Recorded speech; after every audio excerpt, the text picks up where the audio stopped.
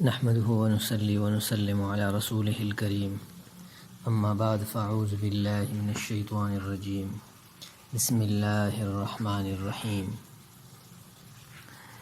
ایک ساتھی نے یہ بات پوچھی ہے کہ حق بات کی تلاش میں ہمیں کیا کرنا چاہیے اور امام مہدی کی پہچان کے لیے ہمیں کیا کیا اقدامات کرنے چاہیے، ہمیں کن لوگوں کے پیچھے چلیں تاکہ ہم حق مہدی تک پہنچ جائیں۔ تو اگر ہم قرآن کی روشنی میں حقانیت کا نظارہ دیکھنا چاہتے ہیں تو اس بارے میں اللہ رب العالمین کا فرمان ہے بل کذبوا بما لم یحیطوا بعلمہ ولما یأتہم تأویلہ، کہ کفار نے ان باتوں کی تردید کی، ان باتوں کی تکذیب کیا جن کی تعویل اور جن کا انجام ابھی تک ان کے سامنے ظاہر نہیں ہوا۔ تو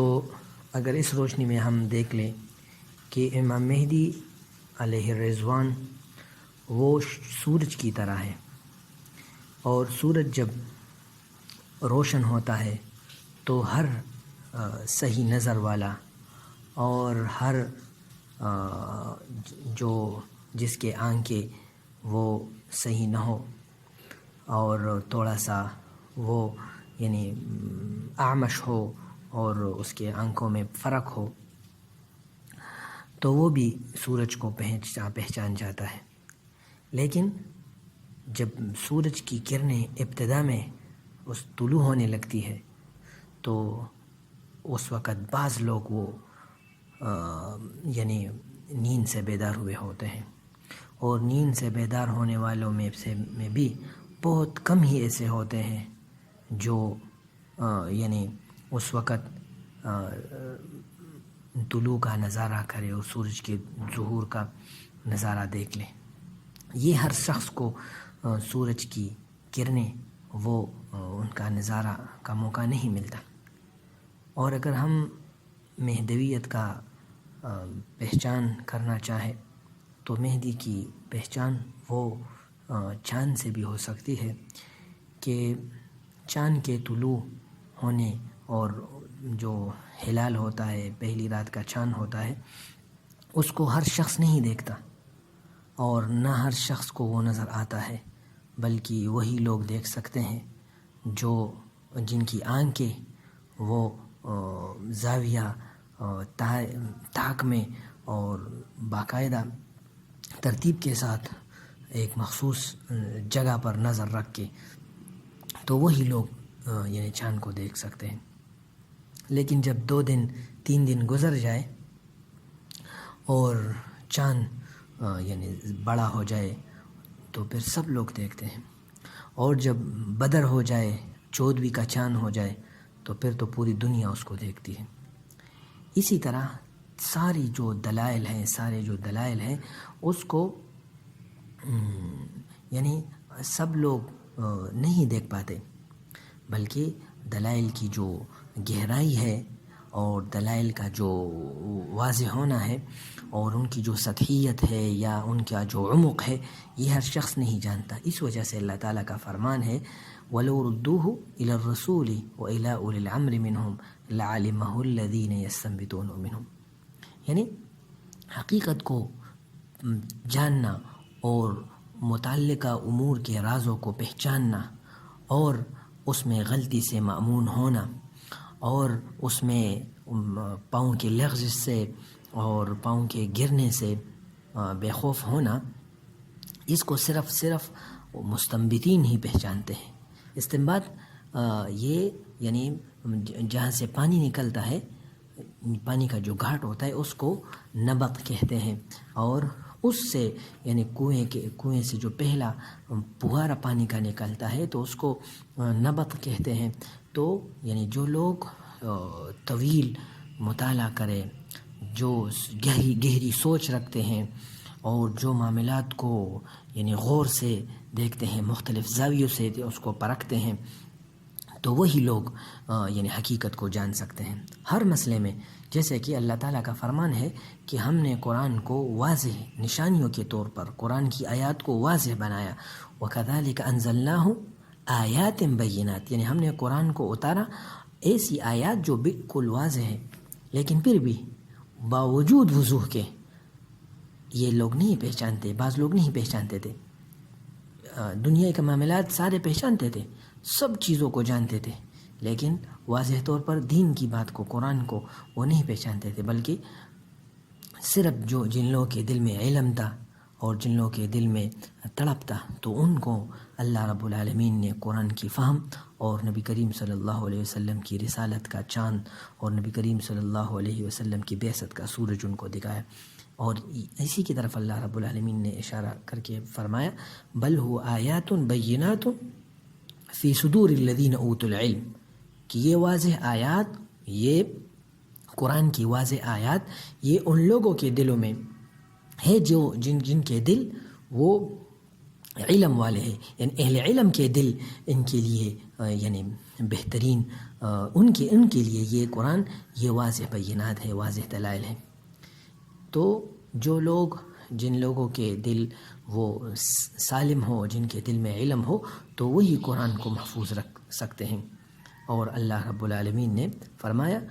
أَفَمَنْ يَعْلَمُ أَنَّمَا أُنزِلَ إِلَيْكَ مِنْ رَبِّكَ الْحَقُّ كَمَنْ هُوَ أَعْمَى وَلِيَعْلَمَ الَّذِينَ أُوتُوا الْعِلْمَ أَنَّهُ الْحَقُّ مِنْ رَبِّكَ.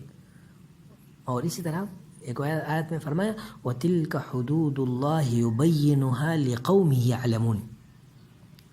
تو جو جانتے ہیں، جو بین تو ہے قرآن، بیان کرنے والا تو ہے قرآن، تو واضح ہے، لیکن ان لوگوں کے لیے واضح ہے جو جانتے ہیں اور جن کا علم وہ حقانیت کا احاطہ کرتا ہے.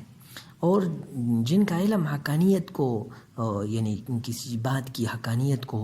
وہ نہیں پہنچتا، ان کا احاطہ نہیں کرتا، تو وہ بس فوراً تکذیب کرتے ہیں.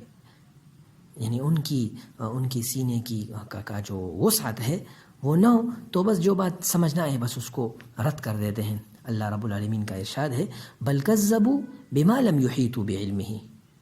یعنی یہ ہر اس بات کی تکذیب کرتے ہیں، انہوں نے اس بات کی تکذیب کی جو ان کی سمجھ میں نہ آئے، ان کے علم کا احاطہ نہ ہو تو اس کو تکذیب کرتے ہیں. حالانکہ ولما یاتہم تأویلہ، اس کے انجام نہیں ابھی تک آ پہنچا. تو پہلے لوگ جب اپنے انبیاء کی رسالت کا تکذیب کرتے تھے تو وہ دو وجہ سے، پہلی وجہ یہ تھی کہ وہ حق کو دیکھتے تھے لیکن حق کو سمجھتے نہیں تھے، ان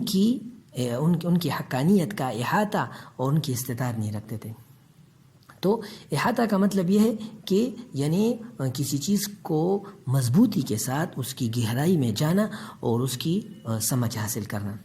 اور دوسرا جو انکار کرتے تھے تو ان کے آنکھوں کے سامنے وہ بات تو ہوتی تھی لیکن اس کی تعبیر ان کے سامنے نہیں تھی. تو جو بات سامنے نہ ہو اگرچہ وہ کتنا ہی سچا ہو تو لوگ اس کو نہیں مانتے. اس وجہ سے اللہ رب العالمین نے اہل علم کا ایمان لانا اس پر اکتفا کیا غیر اہل علم کے ایمان سے. اللہ رب کا فرمان ہے قل آمنوا به او لا تؤمنوا ان الذين اوتوا العلم من قبله اذا يتلى عليهم يخرون للاذقان سجدا.